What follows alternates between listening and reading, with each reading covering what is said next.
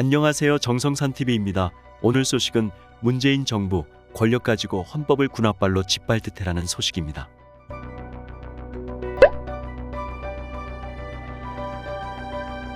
윤석열 공은 나누고 책임은 혼자 지는 게 최대 장점, 단점은 말씀 좀 많다는 지적이 있더라. 문재인 정부 검찰개혁 검사들 혼 빼놔.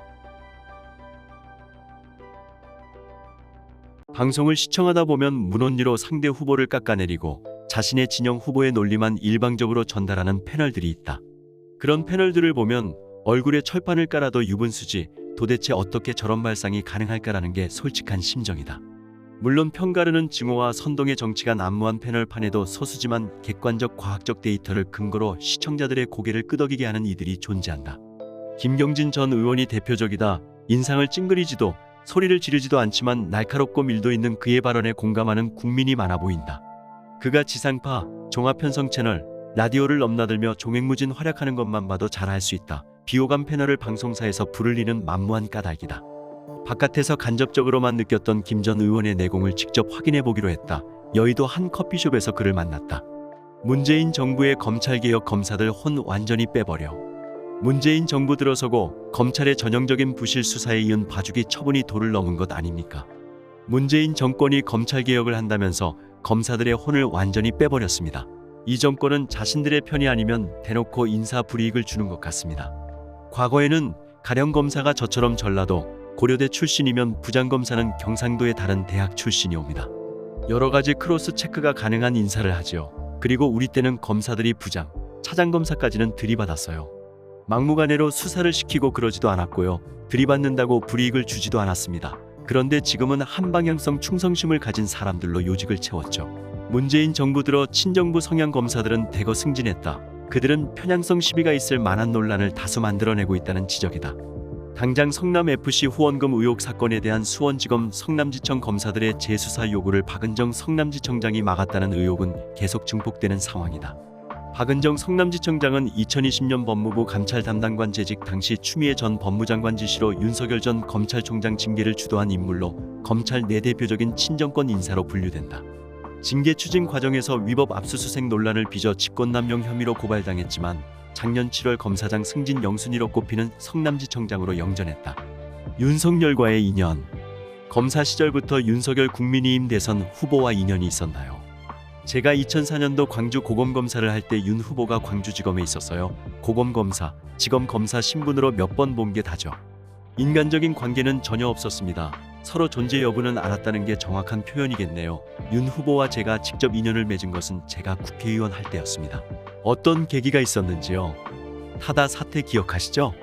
타다는 기존의 택시기사가 승객을 태울 지정하던 방식과 달리 회사가 배차를 정해 직접 승객과 기사를 매칭시킨 것을 혁신이라고 주장했지만 저는 근본적으로 기존에 있는 플랫폼을 활용한 영업이 기술적인 혁신은 아니라고 생각했습니다. 기존에 개발된 통신기술을 남들보다 약간 빨리 활용하는 정도에 불과한데 기존의 운송법 체계를 파괴하고 노동자의 몫을 빼앗아 회사가 너무 과도한 이익을 가져가는 것은 문제가 있다고 판단한 것이죠. 11에서 15인승 승합차에만 운전자를 알선할 수 있다는 예외 조항을 이용한 타다가 기존 법질서나 교통체계를 파괴할 수 있다고 본 것이군요. 네, 혁신으로 가장한 플랫폼에 대한 규제와 질서가 필요하다는 문제의식이 있었습니다. 배달앱의 폭리 문제, 네이버나 다음 등 플랫폼들이 미용실, 꽃배달 등 영세자 영업자들의 영역에까지 들어가는 것에 대한 문제의식도 있었고요. 서울 개인택시조합 전 현직 임직원들도 2019년 2월 유사 택시영업 혐의 등으로 타다를 서울중앙지검에 고발했죠. 당시 서울중앙지검장이 윤석열 후보였습니다.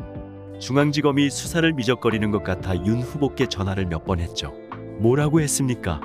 정신 똑바로 차리고 법원 측대로 신속하게 사건을 처리해야 한다고 요구했습니다. 처음에는 별 말씀 안 하시더니 두세 번쯤 통화할 때 몇 마디 하시더군요. 결제자인 저도 사실 의원님과 생각이 똑같습니다. 검토해보니 여객자동차 운수사업법 여객자동차법 위반으로 볼 수 있다고 판단합니다. 그런데 사건을 담당하는 해당 부서, 검사 한두 명 정도가 혁신이라고 반대하는 의견이 있는 만큼 최종 결과는 좀 지켜봐야 할 것 같습니다. 다만 제 개인적으로는 법리상 기소될 수밖에 없다고 봅니다. 여권의 정권 연장, 헌법 근간 깨질 것. 그래도 현실적으로 고향에서 차기 총선은 어렵겠네요. 지역에서 다음번 국회의원을 할 수 있느냐 없느냐 문제와 상관없이 이 세력을 그냥 둬서는 헌법의 근간이 깨질 것이란 생각이 들었습니다. 정권 교체만이 답이죠. 가까이서 본 윤석열 후보의 장점은 뭡니까? 씩씩하죠. 좋은 일에 숟가락 얹고 나쁜 일에는 싹 빠지는 분들이 많잖아요. 윤 후보는 공은 나눠주고 책임은 혼자 지는 스타일입니다. 이런 인물이 지도자가 돼야 국가를 잘 운영하지 않겠습니까? 단점은 뭡니까? 많이 보완됐지만 말씀이 좀 많은 것 같습니다. 사실 지도자가 말을 많이 하면 실제 말을 해야 하는 사람들이 말을 못하게 될 경우가 생기죠. 저는 미리 워딩 문제로 혼난 게 잘 됐다고 봅니다. 지금 정제된 언어로 말씀하시는 것도 다 이런 예방주사를 맞았기 때문 아닐까요? 윤 후보의 장단점을 여쭸으니 이재명 민주당 후보에 대해서도 묻고 싶습니다. 이재명 후보 보면 공약을 질렀다가 반대 의견이 나오면 곧바로 바꾸잖아요. 유연성 또는 민심에 따른다고 주장할 수 있죠. 그런데 이것을 조금 거칠게 표현하면 자기 멋대로 하는 것 아닌가요? 과연 이 후보는 헌법 시스템을 따를까 하는 의구심이 들죠. 솔직히 형수 욕설 문제도 그렇습니다. 형수가 자신한테 전화를 먼저 했을 경우 통화하다 화가나 욕을 할 수는 있습니다. 그런데 자기가 먼저 형수한테 전화를 걸어 다짜고짜 욕하는 건 아니죠. 법조인 출신 과학 분야 공직자 탄생할 수도. 만약 과학 분야 지도자라면 가장 중요한 업무 원칙은 무엇일까요? 국가 예산 편성 단계에서부터 과학 분야 사람들이 신명나게 일할 수 있는 문화와 분위기를 만들어주는 게 지휘자의 역할이라고 생각합니다. 연구자와 지휘자의 역할은 다르죠. 김 전 의원은 마지막 이야기를 하면서 이렇게 말했다. 가령 인공지능 분야를 봅시다. 관련 기구가 여러 개 있습니다. 인공지능 분야가 발전하려면 이들 사이에 협업이 가능해야 하는데 사실상 불가능하지요. 제가 국회의원 하면서는 관련 사람들을 모두 불러 밥도 먹고 술도 한 잔씩 하고 친분을 다지게 했습니다. 그러고 프로젝트 회의를 진행하면 자연스럽게 협업 분위기가 생기더군요. 과학자들이 대한민국에서 우대받는다는 느낌, 기관 간 협업의 문화, 국가의 동력이 과학기술계로 우선 배분되는 이런 분위기를 만들어줄 수 있는 사람들이 국가지도자나 고위공직자가 돼야 한다고 생각합니다. 이상 정성산TV 마치겠습니다. 정성산TV 구독, 좋아요, 알림 설정 부탁드립니다. 감사합니다.